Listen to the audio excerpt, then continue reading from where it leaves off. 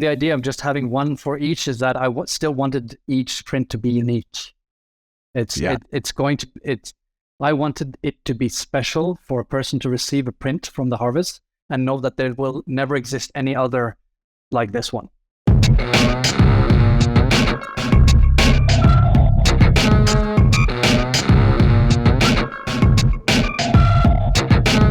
Hi, everyone. It's Sam, NFT Statistics, and today we have Per Kristian Stoveland on the podcast.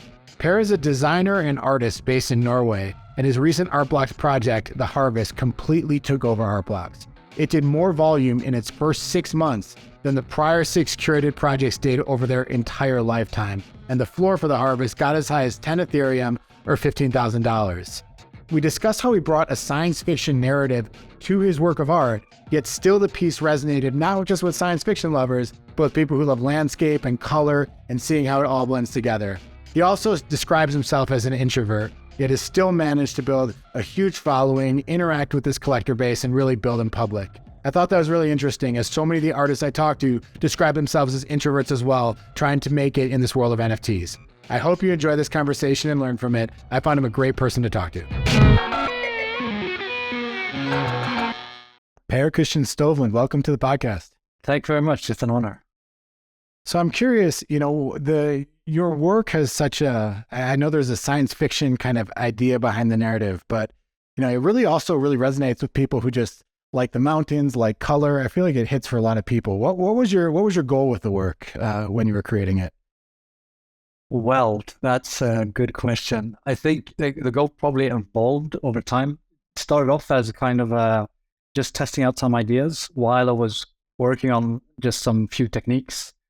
The idea of the beams coming from the sky and kind of extracting resources from the landscape just popped in, and I started evolving that or iterating over that, and then at some point I started to see the big picture of the collection and what would that symbolize, and then the story started evolving out of that. And I think a lot of the story kept on getting informed by the narrative I was building. So I don't think there was a goal from the start, but kind of the end goal probably, I arrived at the end goal probably halfway through the process, I guess. I think that would be my best guess. What does the harvest mean?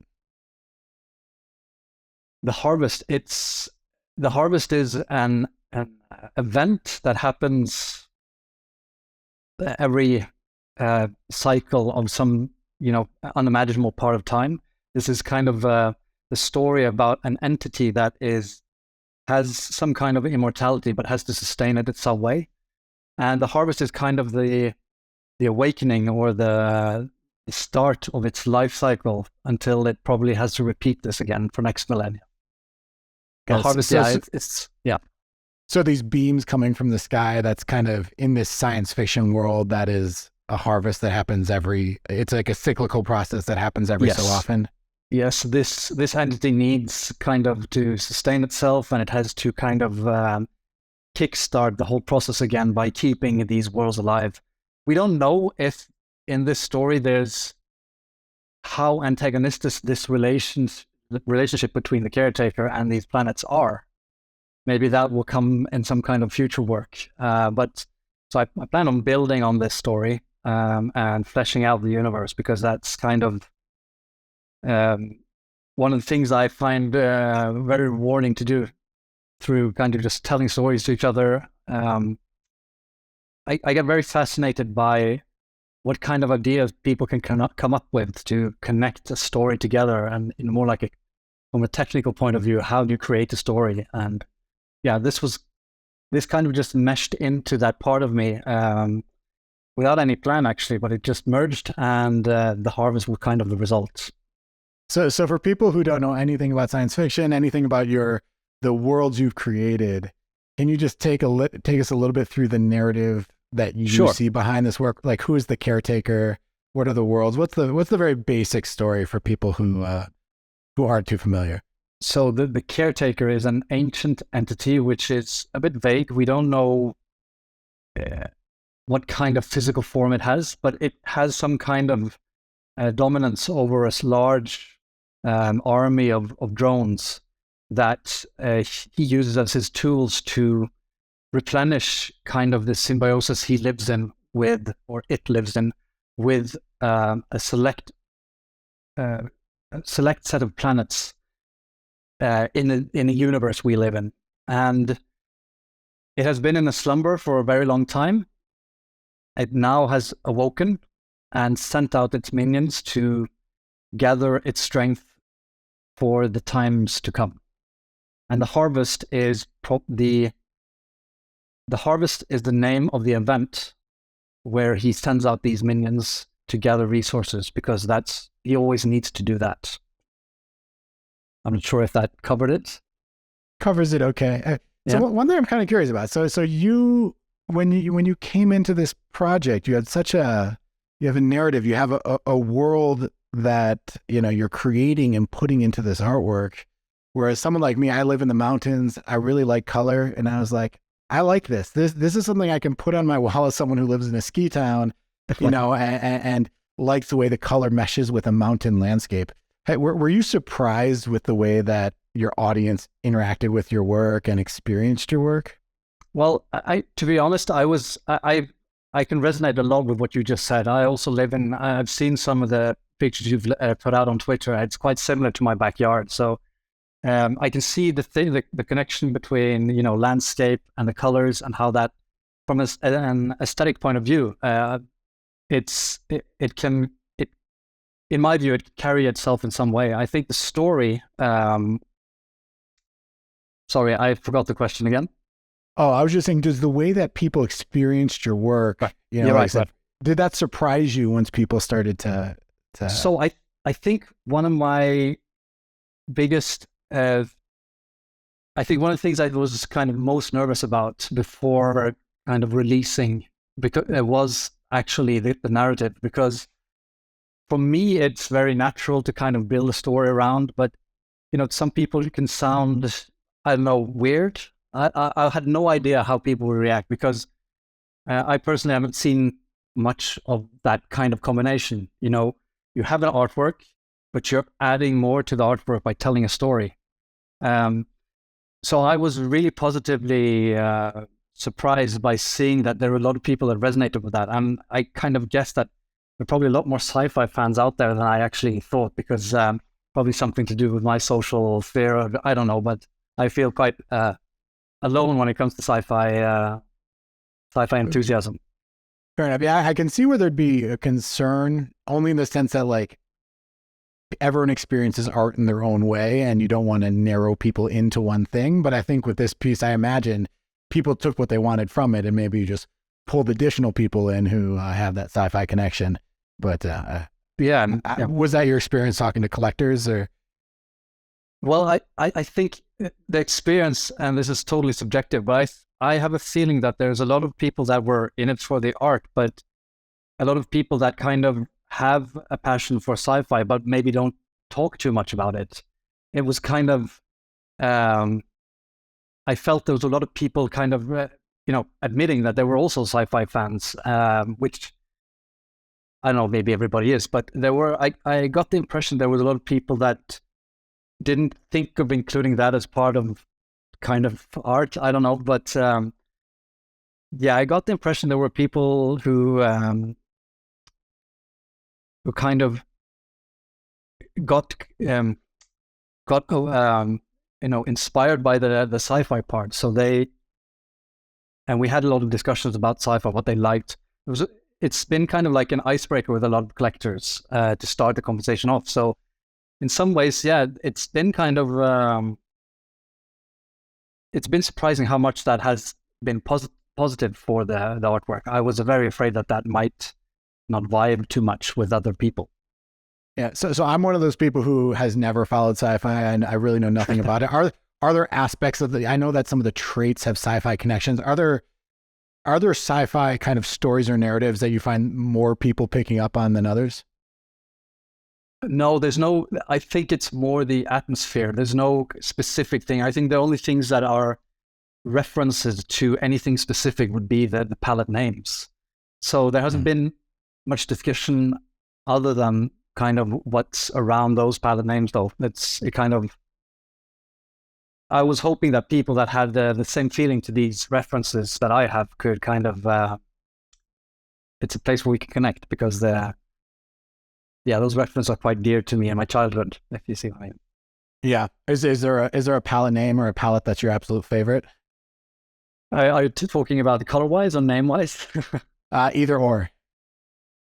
I would say, I mean, it's hard for me to choose one, because there's been a lot of, there are a lot of palettes. I've had my love phase with each of them. I've had my hate phase with each of them, and it kind of, I switch between them sometimes. But I would say that the one that's most prominent is probably the one that's been with me the most, the Serenity palette.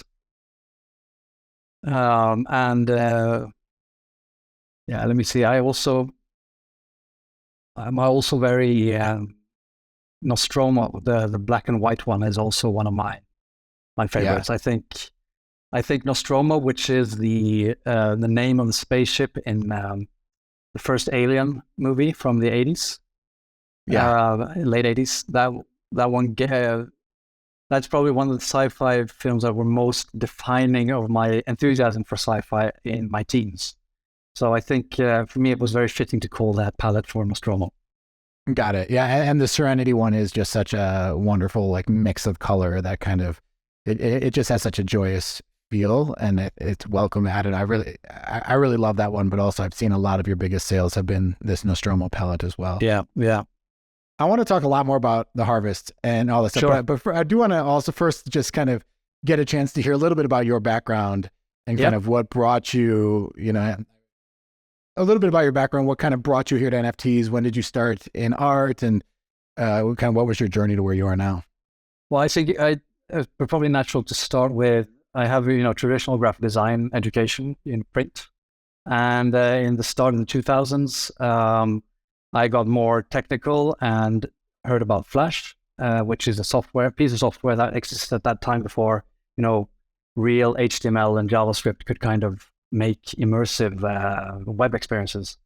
So that got me into kind of programming, a very easy for designers to do.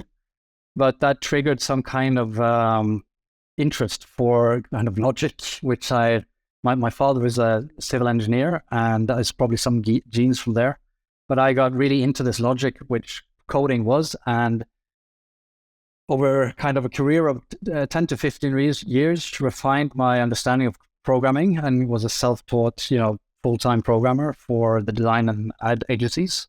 And at one point, I stopped with that and wanted to do something a bit more rewarding, and started an alternative design studio, which kind of works in the intersection of architecture, design, technology, and art, and where we want to try and make physical experiences.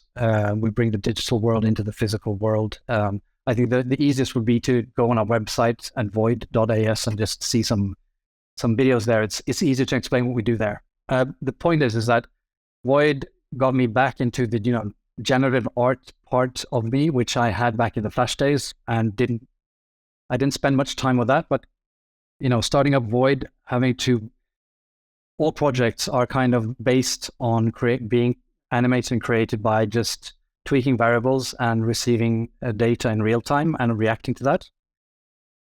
And a couple of years ago, one of my partners at Void had a release on Art Blocks, the heydays of the summer 2021, which then opened my eyes to what NFTs were, how kind of the blockchain worked, how generative art is a very natural way to generative art is very natural, lives naturally on the blockchain. So I learned about that, and just at that point, I thought that I did this before. I can still do it. I'm doing it in Void. I want to do it for myself. And what I felt, first thing I realized when starting up again, was that there was some kind of meditativeness or mindfulness about sitting there alone with my computer and JavaScript and nothing else, and just creating something that looked nice to look at. Whilst in Void, I'm technically responsible for everything that we produce. So I have to make sure that all hardware works well, the software works well, and it can be a permanent. Most of our installations are permanent, so we have to make sure that there's a life that it can live. Yeah, there's a lot of technical things to do and a lot of things that has to rely on other things. So NFTs and this practice here has become like a safe space for me lately, which has been very rewarding. Yeah, I imagine it's a place where, when you're doing these installations for Void, you're working with so many people, so many different variables. It's all you're reporting It's to just me. nobody. Yeah. Yeah. How do you split your time right now between Void as well and NFTs? Well, at the moment, you see, so this has been kind of my after work project for myself up until the harvest kind of exploded. I did not anticipate that reaction. So at the moment, I'm in the middle of a process of finding a new structure of how my days are going to be. At the moment now, I have 1 day for some artist practice for myself because there are a lot of responsibilities in Void which I just can't drop. So at the moment, last month has been quite hectic with the kind of juggling both. But I'm working on kind of finding a nice in between where I can do both because Void has been my kind of has been my child for 8 years now, together with a couple of others and it's very much part of my identity as an artist. And so at the moment, there's a combination that I need to kind of find a good balance between. But the plan is to keep on doing both. One thing I saw you say in an interview was that you said your coding used to be disorganized and suboptimal back in the day. That kind of intrigued me. I'm curious, how has it improved over time? What do you think have been the changes in the way that you code? I think I think with the years that's passed, I've gotten a much larger overview. I think when I started programming kind of just from scratch, teaching myself, there was a lot of things that I didn't know what was good, bad practice, what was good practice. There was a lot of testing and trying and realizing down the lane that when I programmed something like this, which was probably the only way I thought it could be programmed, I'm kind of locking myself out of doing other stuff in the same code. And I think over the years, I got more overview. I've been into several different languages. I've been into, Python, PHP, JavaScript, Java processing, and, now it's C++ and open frameworks. So getting, I think, that experience from a broad range of programming languages kind of has helped me get an understanding of how technical things work together. And realizing how they work together, when you know how things will most likely work together, you're much better equipped to plan the coding structure from the start. So to answer your question, I think experience is probably what has changed it over time. Yeah. Seeing kind of basically I had to do all the mistakes that you don't learn at school, or you learn at school, but I had to learn kind of the hard way and then kind of taught myself to be a clean coder over time. One of the things that's amazed me being in this space, like when I went to university, they called some people techies and some people fuzzies. There's this idea that you have kind of like the literate, artistic types, and then you have the more engineering-based people. And generative art is just person after person who is phenomenal at both. It's almost like, just tremendously creative and beauty-oriented, and then also just fantastic at the discipline of coding and engineering. Which one of those for you came first? And do you think that this kind of blend is more common than I perceived before getting in here? I think, well, that's a good question. I think to start off where I am first, though, I think, that's hard to answer because I grew up actually in Africa and went to Montessori school there because my parents thought that it would be better than going to a Norwegian expat school. But I think there's a lot of kind of artistic way of viewing your tasks, which is kind of the Montessori philosophy, has probably kind of primed me first. And so when I came back to Norway and then started going to school here, I was deep into music. So, and I remember that image was kind of what I was thinking most about. Not the others can think about the music. I'll think about our image, kind of. So I've always been caught up in aesthetics in some way. So for me, I think it started there because then I wanted to go design school.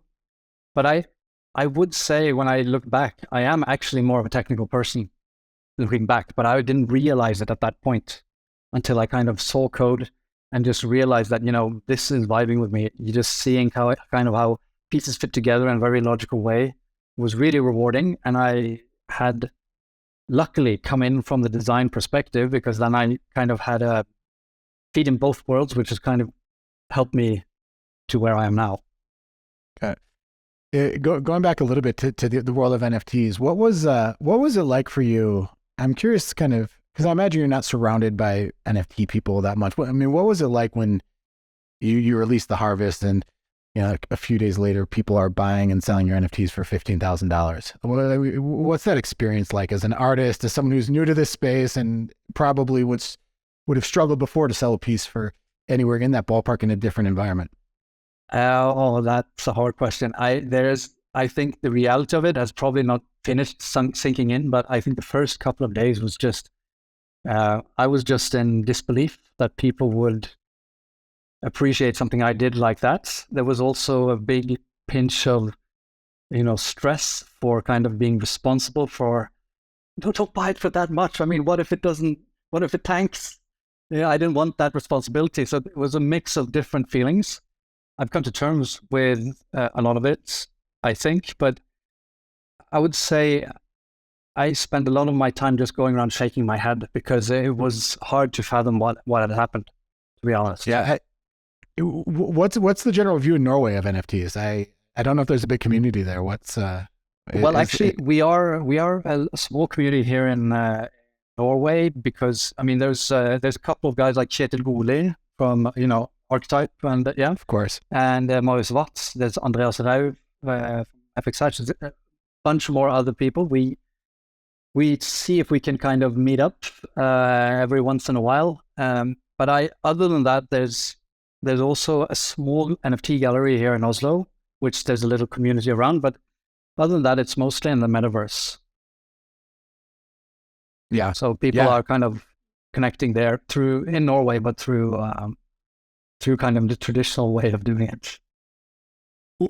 When you talk about how you're almost like, I kind of identify with that idea of like, stop, don't buy that. I think for me, there's nothing that makes me more anxious than people losing money. So sometimes when these things start taking a life of their own and become these collectibles, I can see where that might be stressful. How have you come to terms with just the idea of the market's going to do what it's going to do? Well, I think time has been part of it, and kind of just getting the feel from the community. I feel a lot of responsibility to kind of keeping the Harvest relevant, and by that I mean that I'm not stopping doing my practice. I want to keep on. This has opened a door. This has opened a totally new door for me on what is possible for me to do with my career. And it has been extremely rewarding getting the feedback. And so even there's a lot of kind of, there was a lot of negative feelings in the form of stress and anxiety, but I also realize how privileged I am to have that experience, if you see what I mean. So it's, sorry, I think we drifted off from the question again. No, but I think you answered it. It was kind of I don't know if it was the most fair question. It's just something I personally struggle with when I think about these things. So hearing you mention that, I could identify with that. Yeah. Right. But I do think when the kind of feeling of, wow, like this is taking off more than expected. Sometimes that's also, I think, just what's going on with NFTs and people being surprised that any NFTs are selling for what they are, and that there's a lot of money in the ecosystem, and that people pay prices that are really substantial for this stuff. As someone as you've entered as an artist, what have you learned about this community and about the way the NFT market works? And has anything surprised you? Well, I think what has kind of probably surprised me most is I haven't been very interested in economics and didn't have quite that understanding for how economics works. But I have to say that's probably that's probably one of the things I've learned most about is how economics works, how kind of demand and supply works.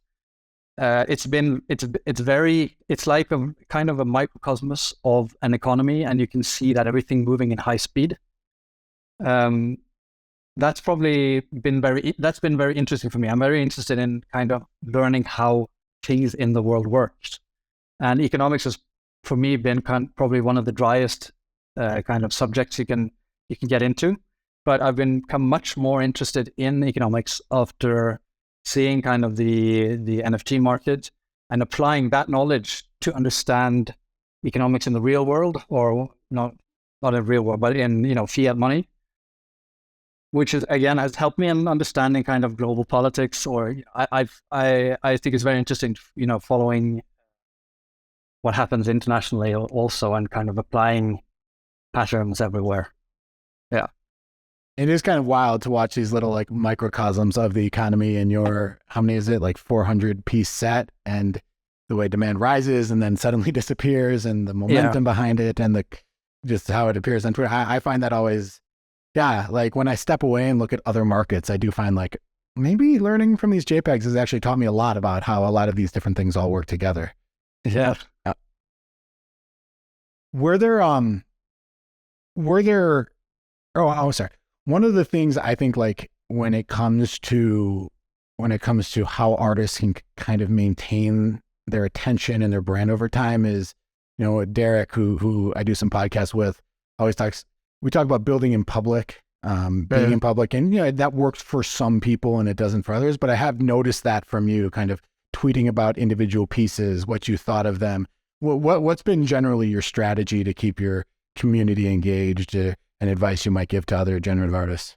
Well, that was kind of probably one of the first things I kind of had to kind of figure out when I started my Instagram account is how should I do this? I come from the ad and design industry, which I've learned a couple of things, and it's one thing I've learned is just always work on staying relevant. And for me, I'm an introvert. Social media is not my thing actually, but I realized quite quickly how important that is if I am to, create NFTs, mint them and sell them. Sorry, I lost my train of thought there. We were on. You were just talking about your strategy for. You said you're an introvert. You're talking about your strategy for. So what I started off doing is just when I created something I liked, I just posted it and just kept on doing that. So when I was alone, I did a lot of projects on FX Hash about a year ago, around a time, a couple of months, which I learned again. What I did there was kind of post my work in progress. For me, it was kind of just to get it out there, get it out of my system that I have shown it to people, and seeing the response in some way to see because one thing is very hard for me, at least, is to decide if something, I like it, but I don't know if it's going to be liked. And so in many ways, Instagram and the Twitter became kind of the arena where I could test, test my ideas, see how it was. So for a very long time, that was basically, I need to make sure I have something to post every other day. I was very kind of methodic on that. So when I was working on a algorithm, I could just set off an evening and thought, okay, this evening here, I'm going to create so and so many outputs of this algorithm, because I think it's at a point where I can start showing something. I select out a few which I like best, and then I have content for a week, basically. That's kind of the strategy I had. I'm still working on what I'm going to do in the future now, because the position I have come into now I need to kind of manage this in the best way possible, is my thought. So I'm kind of taking a step back, kind of recalibrating. I have to keep Void in mind, to see how my strategy is going to be further. But I can say as much that I'm working on a new project now. It's not at the size of the harvest, but at some point in a month or 2 or 3, there'll probably be something new from me. Right. And is that also going to be a generative piece? Yeah, it would always. I think everything I would make is generated from some generative algorithm, but it's not going to be a series which is minted with. It is going to be one of ones in that case, is what I'm saying. Yeah. Okay. So generative art, where each of them will be its own unique piece, different in the, because right now I see Harvest. Yeah, I guess it's part of a big group, but so you're saying just like only one output per algorithm. Yeah, and but they're really not going to talk too much about it, but there will be more than one in a series, kind of, and it is kind of a satellite project for Harvest, so it's going to kind of build on to the story of the Harvest. Do you feel like this story, like, have you just continued to create it in your head and feel like you have all these different outputs you would like to do if you had all the time in the world? Well, yes, that's also some part of my very background from my teens, is that I was an avid tabletop role playing game player, Dungeons and Dragons, Call of Duty, the works. So a lot of my storytelling enthusiasm comes from that, and one of the things you get really trained at when you are the dungeon master or the kind of the storyteller of the game, you get extremely good at thinking out story plots kind of in some kind of improvisational way, which has trained me to often see possible solutions. If I see somebody do an action, I can think, what would be a logical reason for a person to do this action, these kind of things. So as soon as I started on the Harvest and got the idea of the beams, the story started by me thinking, where did these beams come from? Who is it? I wanted to build something that is kind of awe-inspiring, which is also a storyteller technique I find very intriguing, is that if you're vague enough, the listener can build a lot of the story by themselves also, but you have to be kind of distinct enough that they can follow your path, if you see what I mean. Yeah. So the Harvest is in some ways a bit intentionally vague because I know I want to build onto it. And in kind of the role-playing game way of thinking, maybe I get a lot of ideas by the reaction from the collectors of this series. You see what I mean? Yeah. Have there been reactions that have just been very surprising to you, like things that you did not expect at all? Oh, no, I can't say that anything has popped up. Well, one reaction was that I think it was less than 6 hours or so, somebody had already listed all the references to all the palettes after it got released. But that's probably the best story I can come up with that right now. It is pretty wild how invested people get, right? People put their money into something, they feel this real connection, and I think that's something artists often don't realize, is just how much people are on their team at some level. Yeah. And really feel kind of invested in the work in a way that maybe isn't as normal, where you don't have such a real-time market and people are investing so much. Yeah. Two things you said. There are two things you said I want to follow up on. One of them is you said you're an introvert, and working in public can be difficult, or that's your personality. And once I tweeted about how the space is making room for people who are good community builders online, and a couple people responded, "That's not for me. I'm an introvert. Like, I'm an artist, but I'm an introvert. That's really hard for me." What kind of advice would you give to other artists entering the space who see themselves as introverts, but still feel like this is a place they want to be?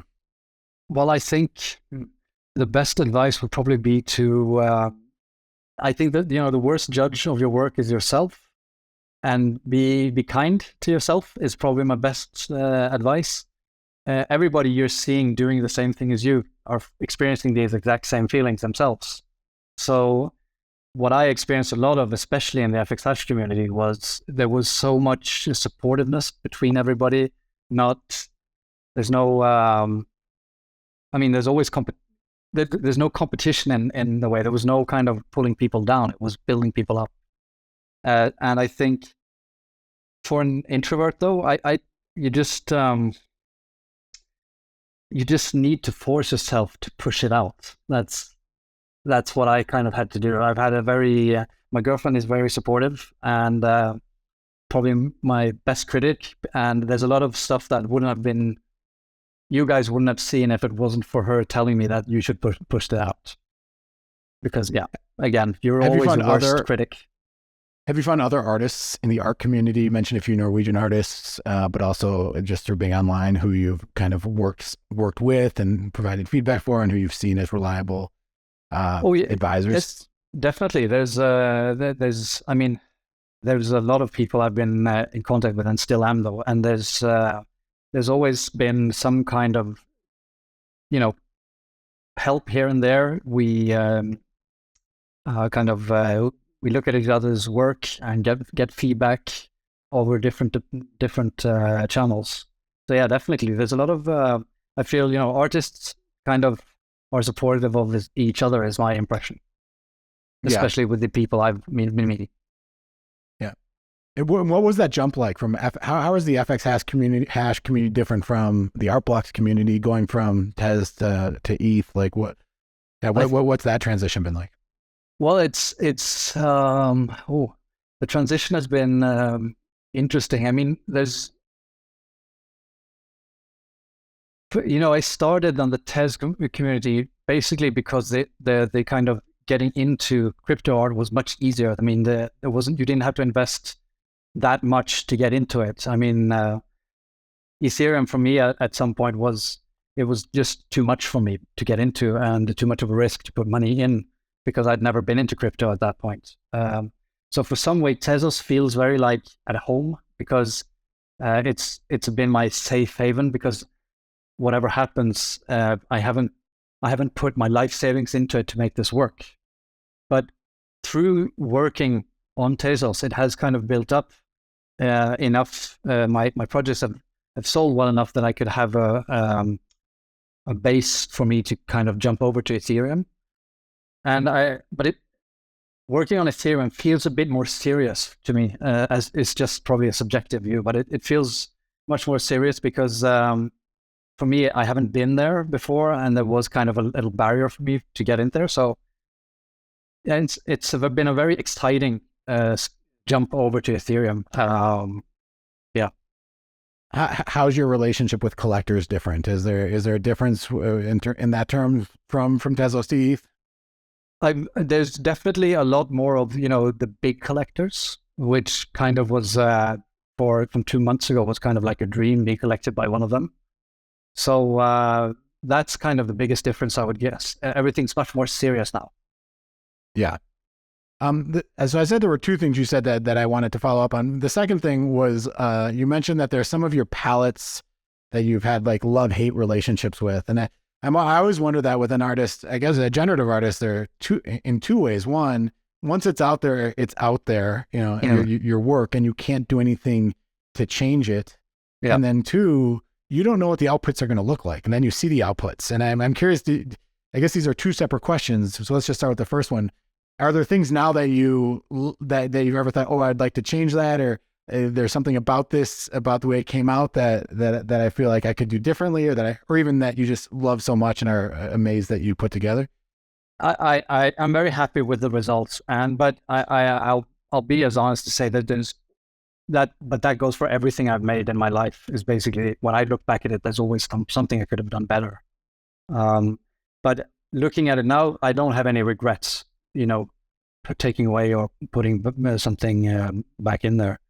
The second part of the question was, I was going to ask, were there specific outputs that like just completely surprised you, where you were like, it's not supposed to do that? No. Well, there are some. There's one. Yeah, there are a couple of those outputs with just single beams, but I think, what was I going to say about the outputs? There was there was one. There was at some point a small bug that popped up every so slightly every 500 outputs, right? A bug that was for me serious enough.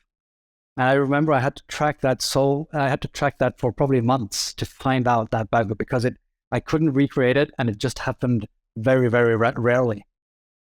So after a lot of iterations and a lot of work over a couple of months, I still think I have isolated that bug.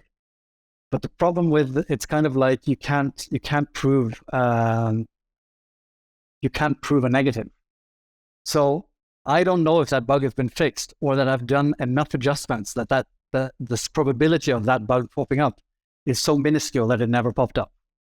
That's what kind was of the one bug? fun fact. We all want to know, what was the bug? It had something to do with that. And the problem is I can't explain it what the bug was doing, but what I can explain is the visual result. At some points, you just saw that the front part of the landscape was just cut off. It just stopped. Okay, got it. Before we talked, I really started going through all these different attributes, and I was trying to understand what each of these meant: support drones, reach, and I had a really hard time knowing what each of them meant. Yeah. When you look at your work, are there any of these attributes that you find the most interesting, or that you think if someone who understands what's happening on the screen here should really understand? I think what you could say is that I think the harvester feature is probably one of the most defining. That one in the minor indicates that it's just one. A squadron is 2 to 5. An array is kind of spread out, but in a kind of some kind of structural form. You have the barge, which is just a large, big one. Got it. And then you have that. And then you have drones, which are just basically just strewn out over. There's no organizing in the way they are. And then you can also, all these harvesters can have support drones to come with you, which are also just kind of just sprinkled extra beams around. Got it. So yeah. Okay. So each of these define kind of the different shape and the different way that all the beams come down. And some of them were quite easy to understand, but then as I was looking at a few of these, I just felt like it was, there was something going on there that I wasn't sure of, but it did seem like it was, but there's also pretty interesting. Since a lot of generative art is just parameters you're adjusting, when you're kind of creating feature category groups, you have to kind of set a point where it's inside a group and when it's outside, right? And then maybe the next group, which is so if you have small, medium, and large, but in reality, you're going from the smallest of the small to the largest of the large in a gradient. And at some point, you have decided that if you come over that value, you're into that category. If you're under that value, you're into that category. My point is that even though you have two categories that seem very different, they could end up in some way of looking quite similar because they're very close to each other inside the window of the category they belong to, if that makes sense. Yeah. So I think Harvest has some of those traits, if you will, that you have a lot of. There's some works that are a bit hard to distinguish if it's one or the other because of that. I think other features would be the topography, and if it's the feature, if it's a valley or a ridge, that's more about the landscape, how it's put together. The valleys kind of have a more overview and down. Were you at all surprised by what the market seemed to value? Like, it feels like a lot of the single colors have gotten a lot of value, a lot of the dark backgrounds. Is that something that you anticipated, or was it just kind of anybody's guess when you launched? I was actually a bit surprised that the dark ones got that valued. I personally liked, well, it's hard. My favorites always change over time, but I personally, at the point when I realized that the dark ones were the most popular ones, I was at a point where the light ones were my favorite.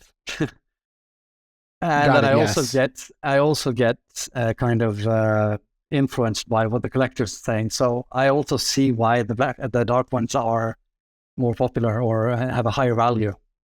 at They're a least. bit more rare, right? Yeah, they are, definitely. And have you started collecting NFTs yourself?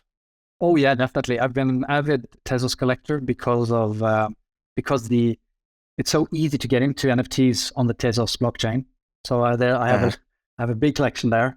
And I think the day after I sold the harvest, I went on a spree and bought a lot of art on ETH that I have been kind of just looking at since I started NFTs. I bought a few of the NFTs that came out in the time I started NFTs, and I was kind of, wow, that looks awesome. So I'm like kind of, what? for example, the apparitions of Iron Pen, Meridian. I bought one of those, which is probably one of my favorite ones. Um, and I can't remember now. I put me on the spot there. That's okay. I'll see my collection here. I can link the chat here. Yeah, there we go. Oh, no, I can't. Oh, Can I chat? No. I'll throw it on Twitter.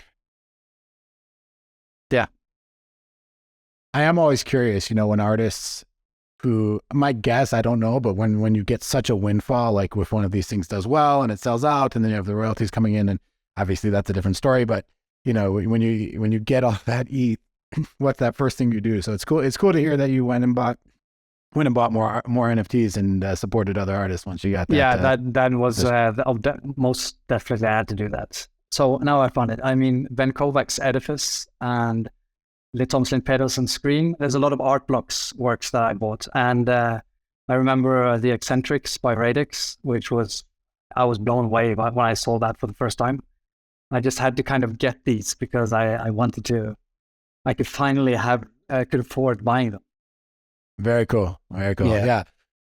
One final question to wrap up. I'm curious, having kind of been through what you've been through now, having launched an incredibly successful project, what do you like when you're looking at art from an investor standpoint? Obviously there's a piece of liking the art, but then also from an investor standpoint, what do you look for in the work that you're thinking about buying?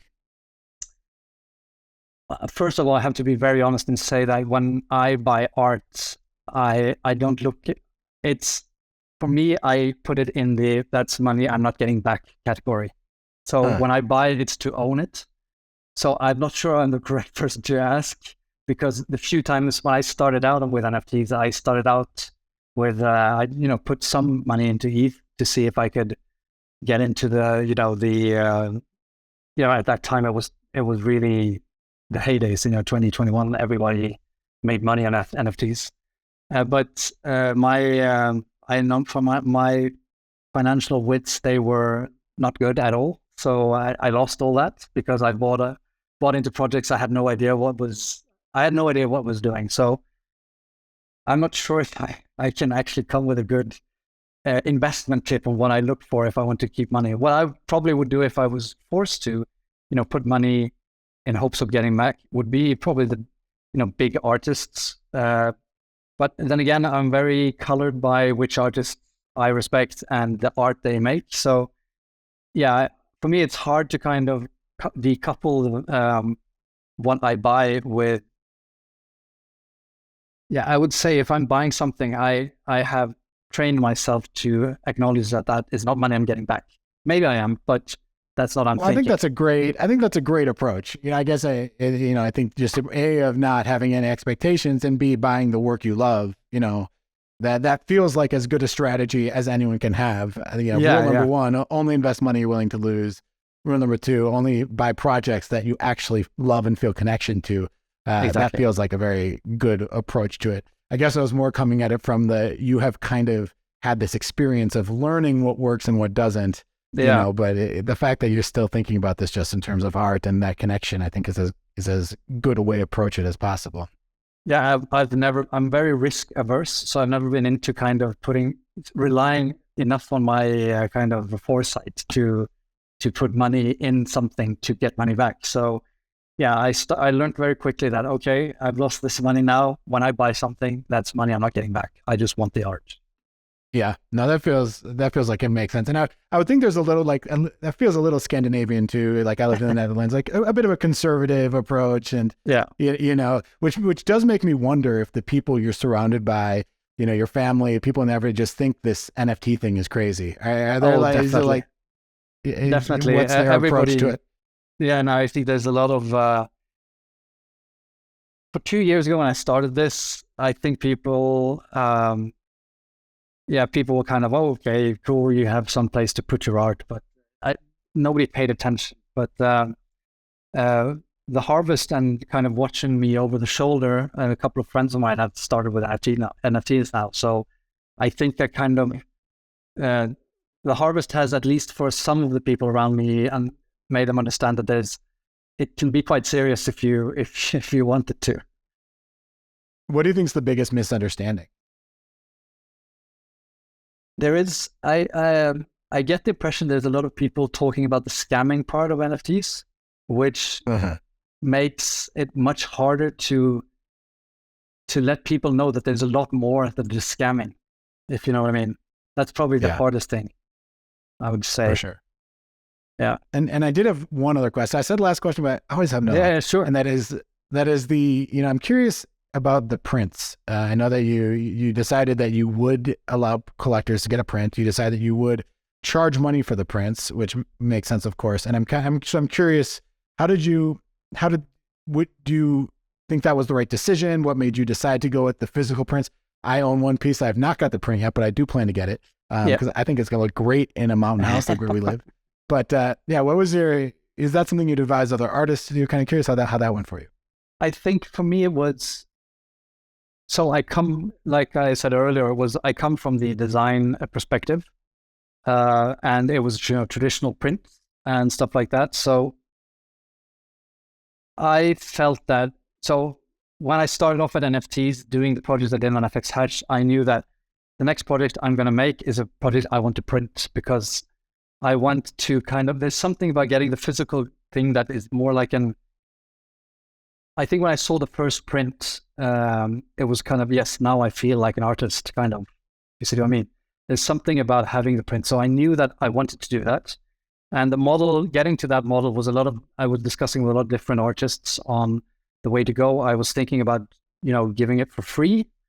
But I was warned very quickly about that, because giving it for free meant a lot of work. And it's very easy to order something if it's free. So maybe everybody would have ordered, and are probably swamped with time-consuming work, because creating these high-resolution